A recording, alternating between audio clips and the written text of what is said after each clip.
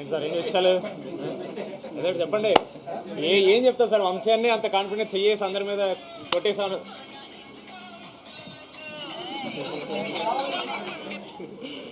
ఊరికలా మా సినిమా ఇదే ఫీల్ అండి. మీకు వంశీ అన్న కళ్యాణ్ గారు ప్రామిస్ చేశారు, ఈ కెమెరాలు ఆన్ అవ్వకుండా మీరు వచ్చి అదే చెప్పారు. ఇప్పుడు సార్ కూడా అన్నారు కరెక్ట్, బాగా ప్రిపేర్ చేశారని.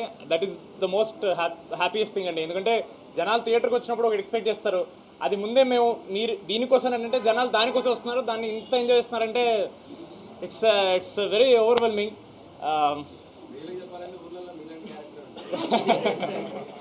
Thank you. I'm very happy to be the ఊరినా కొడుకు ఆఫ్ దిస్ ఫిలిం. అది నాకు చాలా వర్కౌట్ అయింది. చెప్పండి సార్, ఏదో చెప్పండి. ఇంకా మేము ఎంత అని చెప్తాం సార్? ఇక లాస్ట్ 15 రోజులు చెప్తానే ఉన్నాం, ఈరోజు ప్రూవ్ అయింది. సో మీరే చెప్పండి ఏమన్నా. Next part